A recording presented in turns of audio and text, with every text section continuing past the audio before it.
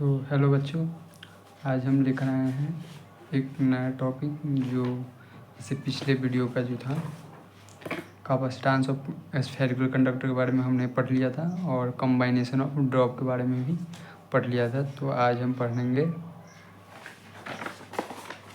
Sharing of charge between two charge conductor. जब दो charge conductor होता है तो उसके बीच चार्जों का शेयरिंग, इससे संबंधित जानकारी पढ़ेंगे। तो जो कॉमन पोटेंशियल होता है, कॉमन पोटेंशियल V का मान sharing of charge between two charge conductor के बीच कॉमन पोटेंशियल जो V का मान आता है वो C1 V1 प्लस में C2 V2 by C1 plus C2, जहाँ C1 C2 V1 V2 C1 capacitance 1 हो जाएगा,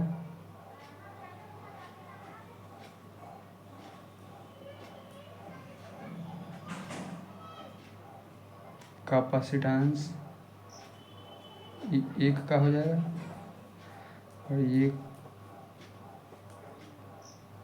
कैपेसिटेंस 2 का हो जाएगा, ये पोटेंशियल 1 का हो जाएगा और ये पोटेंशियल 2 का हो जाएगा। तो ये है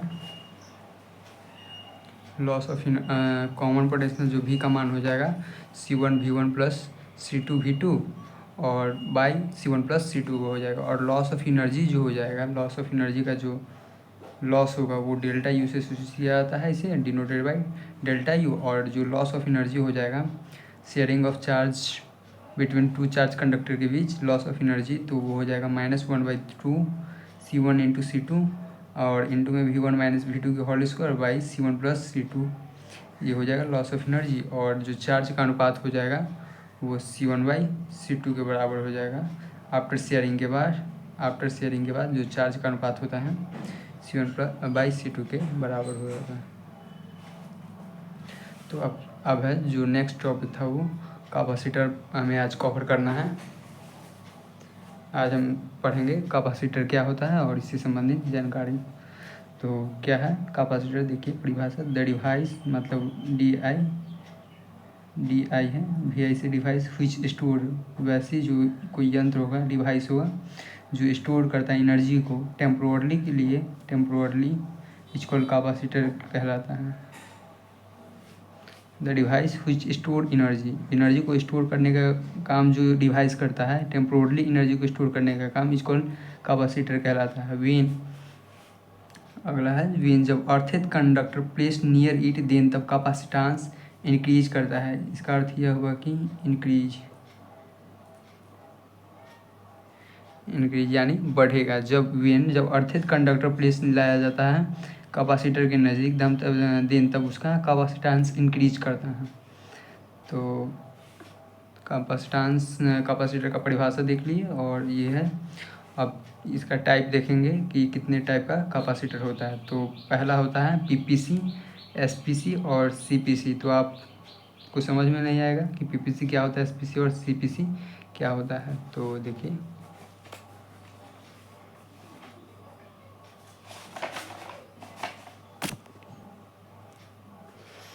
तो PPC जो होगा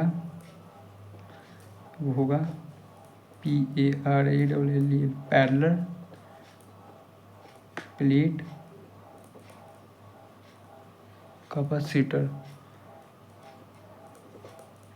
SPC और CPC, ये तीनों को तो इसको शॉर्ट में पढ़ेंगे। PPC को पैरेलल प्लेट कैपेसिटर इसका फुल फॉर्म होता है और SPC को spherical plate capacitor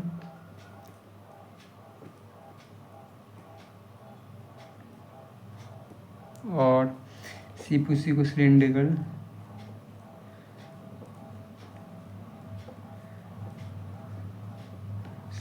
plate capacitor,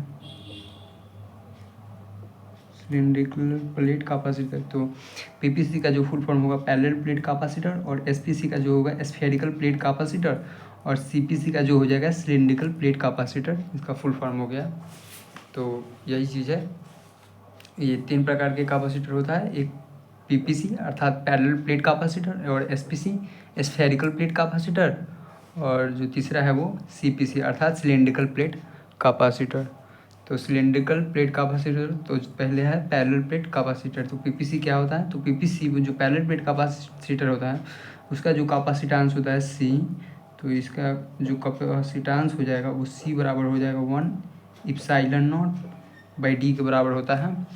parallel plate capacitor parallel plate capacitor का कैपेसिटेंस जो हो जाएगा 1 इप्सिलॉन नॉट बाई डी के बराबर हो जाएगा। और दूसरा जो स्फेरिकल प्लेट कैपेसिटर है तो इसका जो कैपेसिटेंस हो जाएगा सी स्फेरिकल।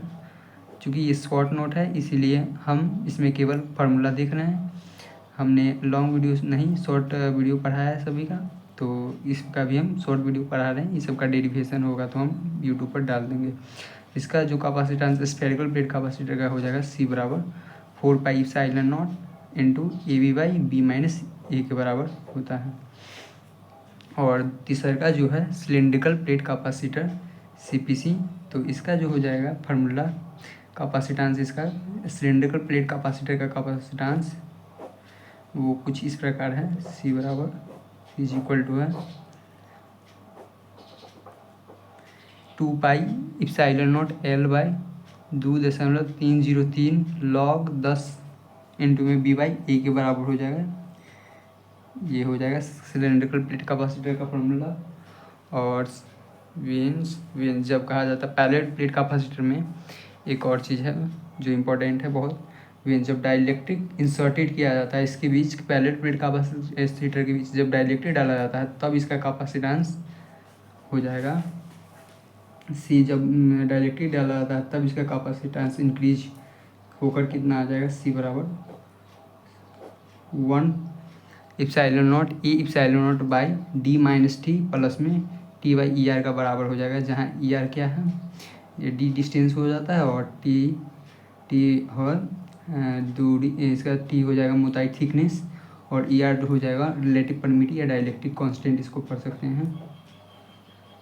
तो ये हो गया कुछ फार्मूला। जब डाइलेक्ट्रिक डाला जाता है पैरेलल प्लेट कैपेसिटर में तब इसका फार्मूला हो जाता है A epsilon not D minus T plus में टी बाई ई आर के बराबर हो जाता है। अब है वेयर जहाँ सी प्रोपोर्शनल डायरेक्टली प्रोपोर्शनल ए के होता है area of parallel plate capacitor, जहाँ ए हो जाएगा area of parallel plate capacitor, और सी जो डायरेक्टली हो जाएगा ई आर के भी बराबर डायरेक्टली होता है, ई आर के प्रोपोर्शनल होता है। क्योंकि ये बट्टा में ऊपर जाएगा तो ऊपर चला जाएगा, बट्टा में है और ऊपर जाएगा गुना में होगा तो ऊपर चला जाता है, तो ये भी प्रोपोर्शनल होता है डायरेक्टली। और सी का डी के साथ जो रिलेशन होगा वो इन्वर्सली हो जाएगा, चूँकि डी नीचे है तो इसका इन्वर्सली हो जाएगा। वैसे तो ई आर भी नीचे है परंतु जब इसका कैलकुलेशन कीजिएगा जैसे जोड़ कीजिएगा तो D minus T into E R होगा और बाई ई आर, तो ई आर ऊपर भाग जाएगा, तो इसीलिए इसका प्रोपोर्शनल होता है और इसका इन्वर्सली होता है रिलेशन। तो ये कुछ रहा कैपेसिटर से संबंधित जानकारी। अब हम देखेंगे कंबाइनेशन ऑफ कैपेसिटर, मतलब जोड़ा कैसा जाता है कैपेसिटर को। तो कैपेसिटर को दो तरीके से जोड़ा जाता है, एक तो है पैरेलल में और दूसरा जो है सीरीज में। तो पैरेलल में जो रास्ता एक होता है पैरेलल में जो होगा वे रास्ता डिफरेंट होता है, और इसका जो CP के बराबर हो जाएगा C1 plus C2 plus C3 के बराबर हो जाता है, और इसमें जो पोटेंशियल सेम होता है और डिफरेंट चार्ज डिफरेंट हो जाएगा इसमें, और ये मैक्सिमम वैल्यू देता है। जैसे कि देखिए मान लेते हैं ये कोई रहा कैपेसिटर, पैरेलल में जब जोड़ेंगे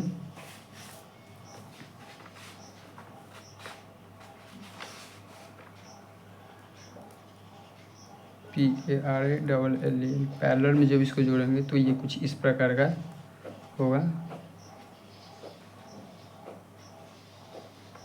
ये C1 C2 और C3, तो इसको इस प्रकार जब जोड़ेंगे तो पैरेलल में हो जाएगा। और C जो हो जाता है CP जो कुल कैपेसिटेंस हो जाएगा इस पर, तो C1 plus C2 plus C3 हो जाएगा, इसका कुल कैपेसिटेंस हो जाएगा। तो ये मैक्सिमम वैल्यू देता है, अर्थात ज़्यादा से ज़्यादा इस जो C1 C2 और C3 का जो वैल्यू होगा इसका कुल वैल्यू से अधिक होगा CP का वैल्यू जो वैल्यू आ जाएगा इस C1 के वैल्यू से अधिक होगा, C2 के वैल्यू से और C3 के वैल्यू से अधिक होगा। तो इसीलिए ये जो होता है मैक्सिमम वैल्यू देता है और इसमें पोटेंशियल सेम पोटेंशियल होता है और डिफरेंट होता है। एक चीज़ और लिख लीजिए, इसमें डिफरेंट चार्ज होता है।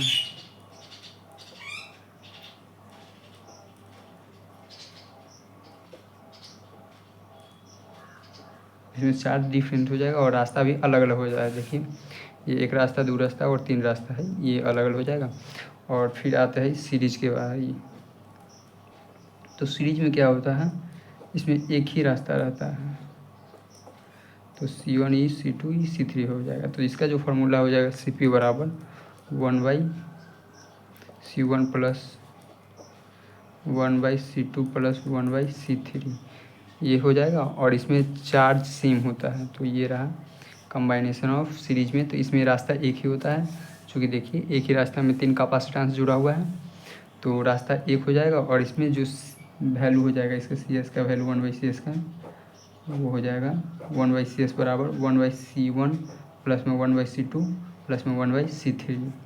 और इसमें चार्ज सेम होता है और ये मिनिमम वैल्यू देता है, अर्थात बटा में होने के कारण सबसे जो CP का वैल्यू आएगा वो इन सभी से कम होगा और वही पैरेलल में CP का वैल्यू इन सभी से अधिक होगा। और इसमें ये मिनिमम वैल्यू देगा और इसमें एक होता है डिफरेंट पोटेंशियल होता है।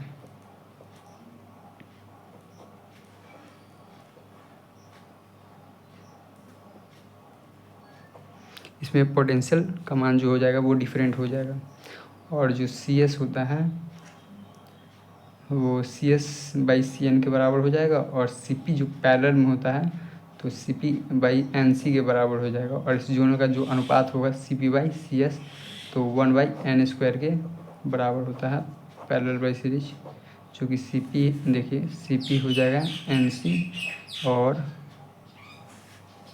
देखिए CP